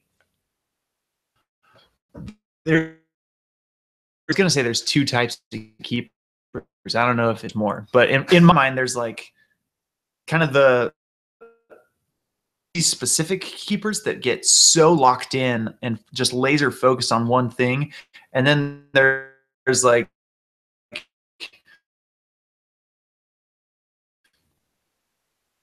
the arc of the or man up thing. I want to have a little bit of, see what's awesome, what's out there, and it's better than the speed. Probably you're gonna have more success with them if you the people focus who make more. the mark, I feel, are the ones that concentrate on the one species the one and you remember. do the I best. feel like the ones you remember, you know. But then again, We'll talk about this a little bit. Like, Yeah. right now, Ryan He only does Sullivan ivory. is known as like, Yeah. pretty much like, and then also in the guy. ivory in general. So I feel, I mean, at least I remember are the ones who have that one that they all their eggs into that one. And an aspect of life where be the computer guy, like down with your like, quit fixing Yeah, time, yeah. just pour into computers. If you go 100% in your one Yeah. direction, But and- if you just want to be a tinkerer, man, yeah, have fix computers, fix bicycles, fix then that's ceiling cool. If you're fans. having fun Yeah. doing it, you just Totally. yeah. And so, I don't think there's anything wrong with it, but for me, I love the allure of like, dude, I want to make the craziest looking green tree pythons and just do like amazing, beautiful things with them. And I think that's what, even though I keep so many species, we're really trying, especially on like Instagram, you see now we do mostly corn snakes. Yeah. Because like we're realizing that we need to be known for one thing. So it's like, if we're the corn snake people, since we're producing the most corn snakes, it's kind of hard to say I'm posting jungle, I'm posting green trees. Yeah. So it's kind of hard to say this guy just likes snakes where I'm the corn snake guy. Well, and your corn, like I would say, knowing not much about corn snakes, but snakes are like the hot point of your corn snakes clearly, are super good looking. Or your jungle, they're really they're good really, looking. really ridiculous. It was Yeah. jungle. Hold on to. I'm like, I say my precious. the Like, thing I is, hold like on to them. the snake that I have, there's no pied gene in anything, but it shows up a little bit in hypo and a little bit in blood red. But I'm confident that animal over here is just ultramel and there's pied in it. Have to do something like, this is mine now. Yeah. And then all the ultramel stuff is, I just really like the way that it looks, but I'm like, I think. I have no idea what he just said. Not a clue. See, for once, I What he actually just know what said. that means. But- Well, because they're For right once- there. But- Because they're ours. I Now I know what respect that it. means. And so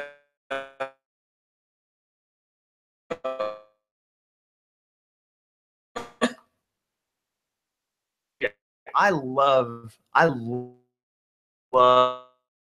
getting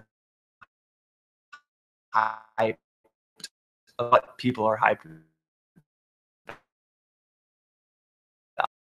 about. Like, whether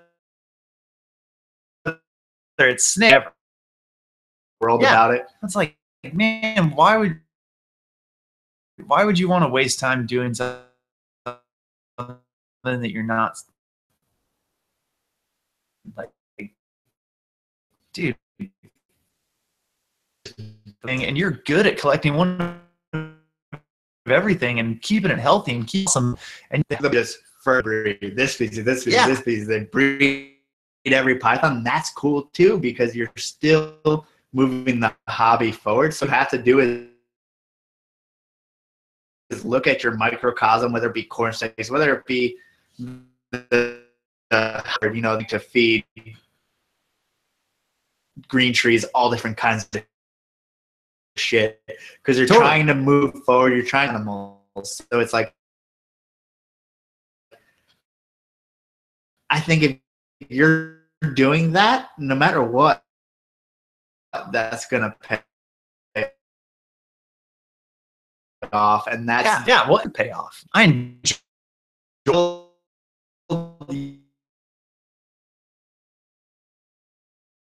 yeah, And you're so, still not doing the like, status quo.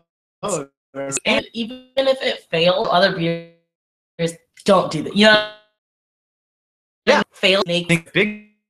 Johnny mites and a snake for him, or I failed and I prolapse. I failed. Yeah. Hear my voice. Do that, you Yeah. know, like. So now you don't have to. Sure. Hopefully. Totally, and it's like, Even man, though 1,000 people have prolapse,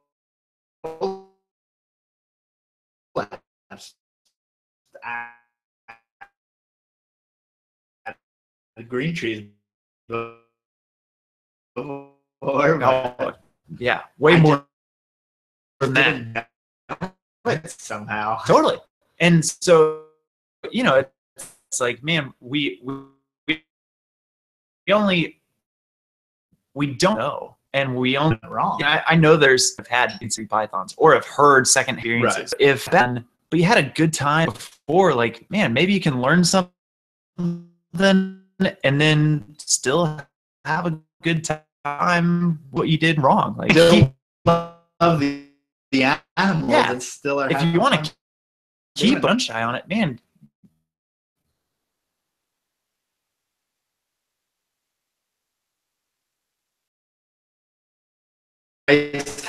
Having that person, I mean, U.S. Captain Born and Bred is one thing, but having a person that bred it back to them and ask questions Oh, totally. is so invaluable. More valuable Than being a snake. Have a captive U.S. captive born and bred that Clearly, they're that baby. successful. Yeah. Oh, dude, like to have someone to talk to, an actual person, and not just a forum where everyone has their own different opinions, whether it's good or bad. But speak into it, say, hey, this is what you're Yeah. doing wrong. You like And going on. honestly, I feel like a breeder that bred your animal just has a bunch of forums. People, anyone on Facebook, right? Yeah. take it right from his mouth, go with it. Once you get that underhand, then you can move on from there. So it's like to me when I had my baby chondro, to where I had to, I was like, Ben, he's like, well, just hit it on the tail and then hit it on the head. Yeah. And I'm like, that would make any other python not want to eat anything. Any other snake would be like, no, I don't want to eat it after that. The chondro's like, fuck yeah, that means it's on. If you're hitting me with a pinky, I'm like, what? Yeah. I didn't know that. And like, that was Ben's animal that he got to eat doing a certain routine. Yeah. And so then you were able to go back to Ben and say, hey, it's not eating for me. What do I do? He says, well, man, I got it to eat doing this thing this way, do that. Right. And you did it and it worked. And that's great. And then if you can keep the way he's keeping also, I mean, you're starting off well. What you want to do is have a base to where you're like, this animal is obviously thriving in captivity. And then maybe you can adjust from there if you want to. Like for me, I want to go to ambient temperature, but I mean, that's your own fruition. I mean, you don't have to do that. Yeah, totally. And so having the experience is like to have someone speak into how you're keeping it, what you're doing right, what you're doing wrong. That's huge. That's invaluable. Get a snake from a U.S. to where you can huge. And then,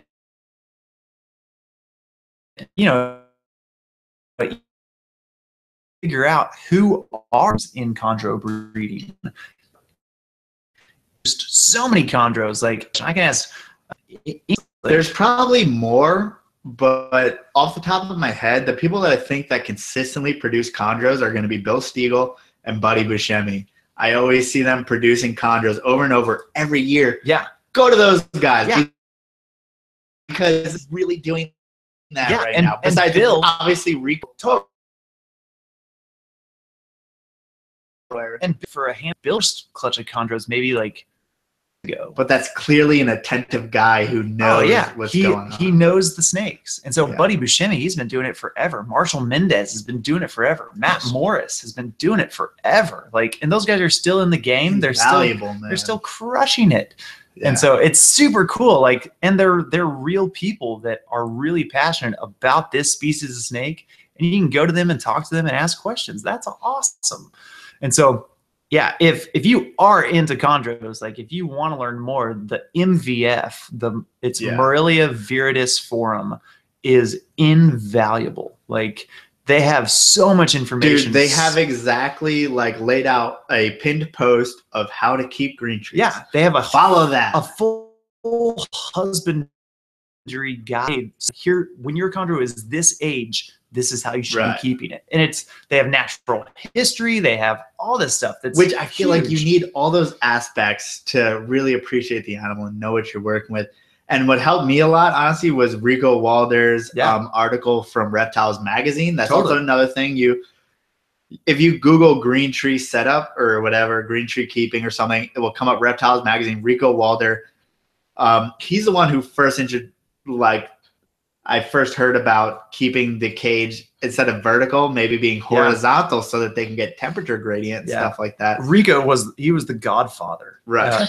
And I mean, everything in chondros, like we owe it to Rico. Like he was producing more and emerald tree boas than anyone. He had the whole setup and was full-time chondro breeder. And also he did emeralds, right? Yeah. Emeralds and a lot of a couple of other like arboreal species, but man, he crushed it, and he really deep in and he knew, like he figured out how to breed. He had gram machine. What's it called?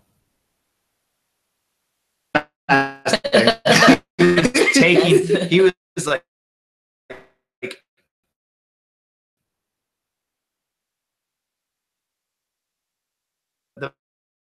measurements of the follicles in green trees and correct me if I'm wrong. It's like Eugene Trooper, the basis of keeping this thing alive, maybe producing every once in a while, kind of them, and producing this every year, and I'm hatching out babies. Really got the in and outs. Is that right? First, maybe not the twofold. He was Gale and had all the statistics against each other. Like he had a U.S. farm, like Indo farms. It's different. Like story, yeah. Like the farm of chondros, like with just him. Yeah, knows. Yeah. And so they had so much wisdom, so much knowledge. So it was perfect. But everyone that did is like this passionate about these snakes, and he knew if he didn't know it, he wanted to. Like he was always just wanting to know more. What you always want is someone with an inquisitive mind, and like I hope that someone takes his knowledge and he passes it down to someone else. I think that's so important. If someone's at top right now in the herpetoculture community, like you pass that down to other people, and then they can pick up where you left off and further it even more. So I hope like his legacy is still alive in the people that are beneath him. Like you always kind of have mentors in the reptile community. Yeah. And I mean, dude, like talking about earlier with the lineage and everything, like the coolest thing in the world right now, man, I have a snake from I just recently saw like Rico Biak, and dude, it's sick. Like that's the coolest thing ever. It's like if you're a Picasso, or it's like, no, dude, I have in my collection. Like that's awesome. Green cheese are kind of hobby, like we're folks we're like the art collectors of the green or of the seems like. Yeah. We are snobs, man. We're the worst, but we're the nicest snobs in the world, man. But also the most into their animals is what I see. Like, just in general, people are just so pumped about fucking chondros. Yeah, man. dude, and it takes that. Like, in order to be successful with them, it takes that excitement, that like drive to say, man, I am into this species, and it doesn't matter. Nothing else matters, but this species is it. And like, there's something about that when you see in chondros, you're like, dude, that guy's gonna get it. Like he's gonna be successful eventually. You look like you're about to say something. Well, I was gonna wait.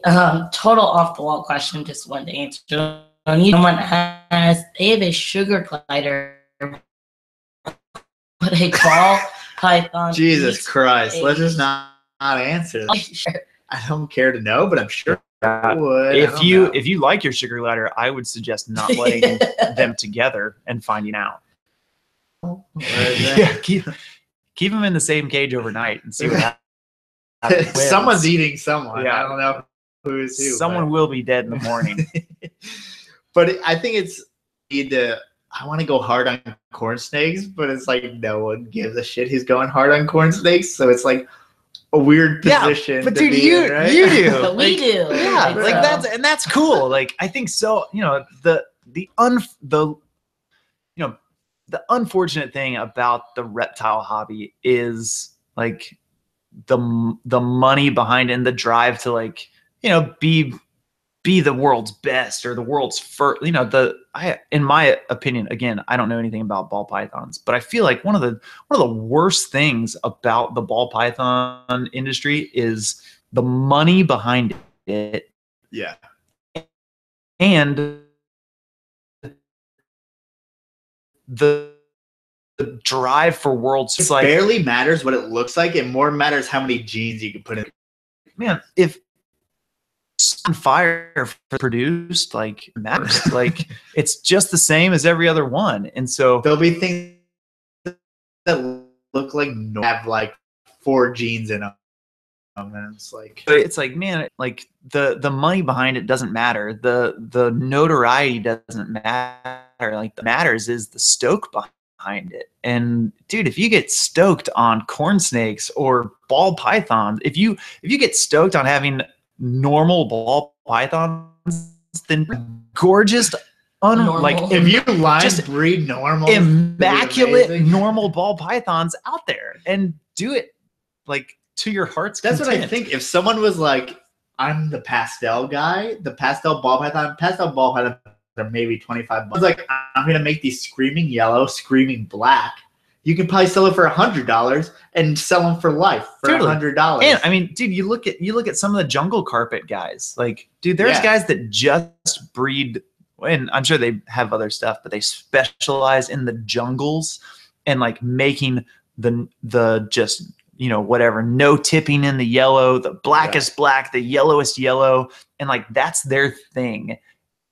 And dude, their jungles are awesome, and they are known for that because and people will buy from them just because they know that they produce that type of quality animal. Totally. And they took, you know, let's say a typical jungle would be whatever, $100, but they've made a jungle carpet, the same snake, they've just like made it better, and now it's worth twice as much. Like, I mean, you'll see animals sell for $400, but it's just because there's so much work behind it. Yeah. I mean, that obviously these animals are going to turn out better than totally. other animals. And so it's the same thing with corn snakes. Like, dude, if you're super passionate about the reddest of red corn snakes or the craziest wild confetti looking snake, like, dude, freaking do it and get jazzed on it. And you know, I've gotten to the point where it's like, you know, I don't really care what other people think right now. I just want to do what I want to do. Dude, if people follow, that's excellent. Yeah, whatever. It's like, hey, I don't care. If you're not into it, you're not into it. I think it's super. I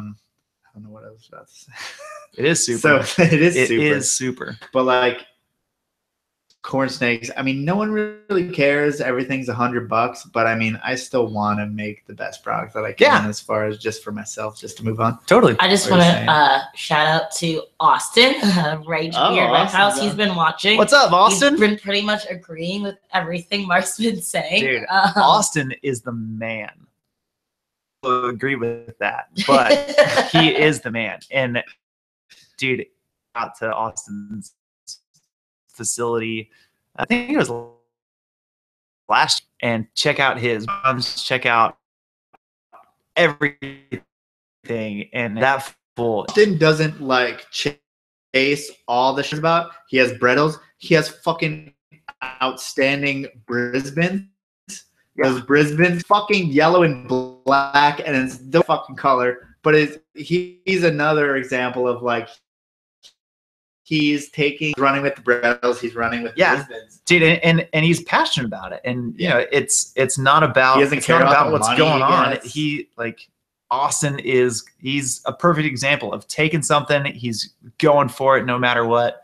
And Austin, I have got to come out. I want to see your Pop One Python. Like, I really want to see it. I know. I mean, he's seen he's gonna say upgrade, the Australian, you know, the one that looks better and acts better. But I mean, the Pop One's all right, so he'll check it out too. And the thing is, I know, like, it's a little short. 2 seconds, he's gonna say like, yeah, come out anytime, because that's just the kind of guy he is. Yeah, like, Austin loves people, and we were almost like, if Austin doesn't say yes to coming here, we'll just go to Austin. We'll bring the computer. We'll bring all the stuff because we want to see the Pop One and all the shit he has. It would be worth it. Austin's place is sick, and he's such a cool dude. So, and he has chickens, right? So when I was there, I went to his house. I was actually getting African soft furs from him because I was one of my chondros was fasting, and I was trying to break it of its. So when I'm there, we're taking out snakes, and we get one of his big female Brettle pythons out, and we put it in the backyard. He's like, you got to see this thing in sunlight. And so we put it down in the backyard, and it's just crawling around on the ground, like absolute stunner. And then he's like, there's this that comes up like around the yard, like comes up to him. He goes, watch watch out, that chicken follows me. That chicken follows. I was like, what do you mean chicken gonna peck like this brittle that? And I'm like, the Brettles python is, that Anyway, maybe a small softball, maybe a baseball. Yeah. Oh, nowhere near the size of a softball. Like probably baseball size. Yeah. And it's a chicken is a big bird, and I was like, do you think that python could eat that chicken? And he looked at me and said, absolutely. Like, no doubt in my mind that it would eat that whole chicken. I'm like, oh, dude, that's a serious snake. You ever see, like, I saw a thing with a corn snake trying to eat a chicken. And it's like, obviously, this corn snake's never going to eat it, but it killed the chicken and it's trying to eat it. Could do it. Okay, so Instagram's about to end. I have 20 seconds. This is 20 seconds left. This is the second time Instagram is in. We're going on 2 hours. That's usually our cue. It's usually our cue. Also, me. Our cue. Also, you need to get your tonsils replaced. It's cheeseburger day. Excuse me. I think she's gonna get her tonsils replaced. Not replaced. You don't get them replaced. Or you just take it out. You don't need those things. Just throw it. You don't need them. Okay. Oh, shit. Instagram's gone, but little outro thing. Huh? Let's do a little outro thing. Mark, thank you so much for being on. What is where anyone can find you? You can find me at TXChondros on Instagram.